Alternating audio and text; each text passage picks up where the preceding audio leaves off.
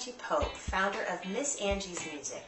I'm so thrilled to be offering music garden classes, which are family music classes based on the philosophy that all children are musical and that music brings amazing benefits to your child's development and is something to be shared with the entire family. So in case you're wondering what a music garden class is like, I'm going to show you some activities that are typical for a class. Now, I'm currently offering 3 different levels of music garden classes. There's family music for babies, which is for newborns to about 16 months. There's family music for toddlers, which is for 16 months to 3 years of age. And then there's Cycle of Seasons, which is for 3 to 5-year-olds. Now, the activities I'm going to show you on the video are from Family Music for Toddlers class, which is the one right in the middle. Now, all 3 levels have basically the same types of activities, but there's slight differences in how we execute them, and there might be some things that we add as the children progress and mature because their growing developmental needs are different. So after I go through all the activities with you, I'll explain those slight differences. So all classes are for the child and parent or other caregiver to participate in together. In class, we always refer to the adults as the grown-ups, and we've had everyone from moms, dads, grandparents, babysitters, and nannies, just to name a few.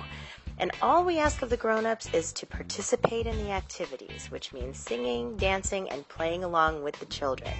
Us grown-ups are always modeling for the children, so it's imperative that they see us engaged and focused in the activities so that they follow suit.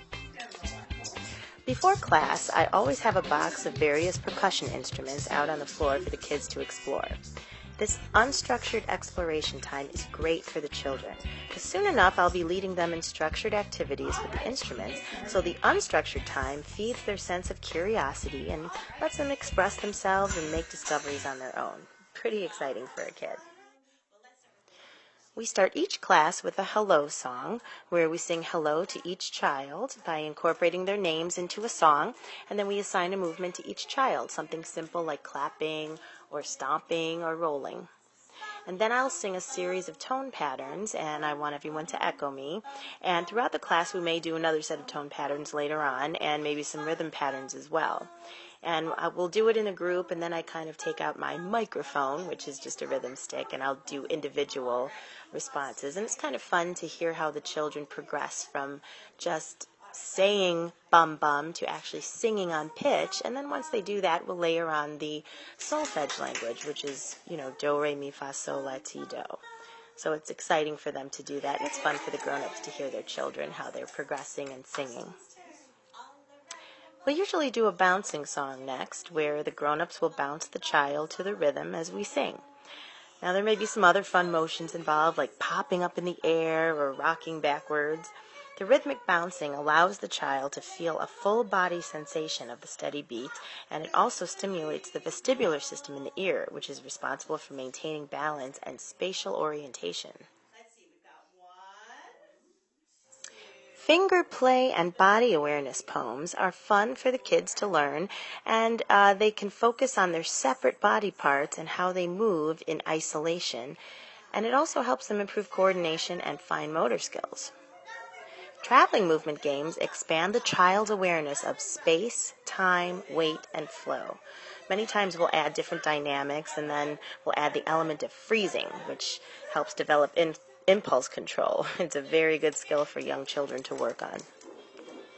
Now, throughout the class, we use many different materials, such as rhythm sticks, hoops, jingle bells, shakers, scarves, and little buffalo drums. We'll work on steady beat and stationary movement, and we encourage the child to explore different ways to play each instrument. Now, shaking and throwing the colored scarves is really a delight for the children, and the simple act of crossing the midline of the body with the arm is an important skill needed for reading and writing as they get older. So whenever we do a scarf activity, we always try to involve crossing the midline of the body, and even in some other activities too. It's just a really important thing for a child to do at a young age.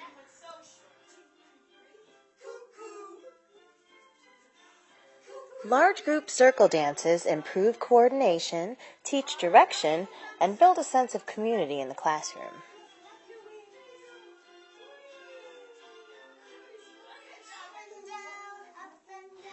parachute time is always a favorite with the children.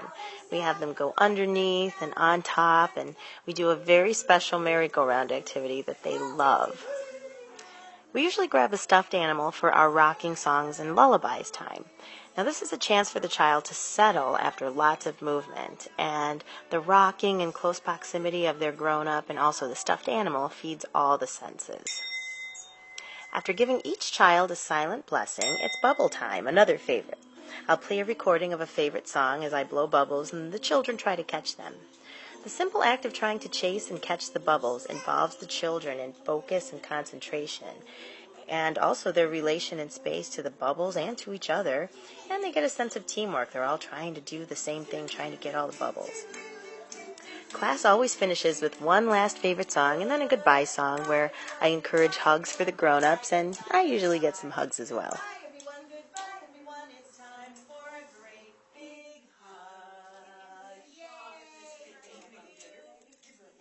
So, those are some of the activities that are typical for a music garden class. Now, those activities are pretty much done in all 3 levels, but there's some differences. So, in the Family Music for Babies class, that's really more about giving instruction to the adult. So, the adult is doing all of the singing and the movement, and the baby is passively absorbing it all, which is really cool. So, we'll tap the steady rhythm right on the baby's body, different body parts.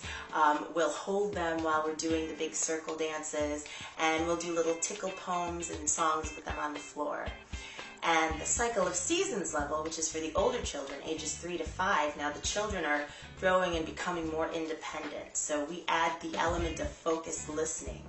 So we'll do story time, and we'll do some listening games, and at this point I start asking them for suggestions as well. So instead of me always telling them how to play an instrument or how to move, I'll ask them for suggestions. And that's fun for them to have input into the class now that they get to start using their creativity.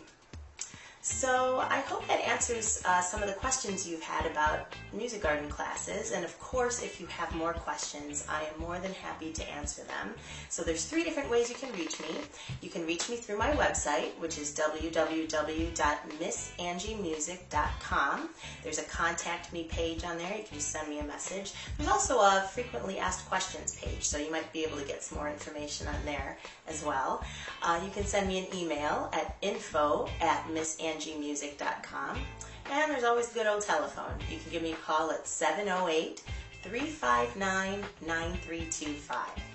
So thank you so much for watching, and I do hope to meet you and your little one in a music class very soon. Until then, make music a part of your day every day.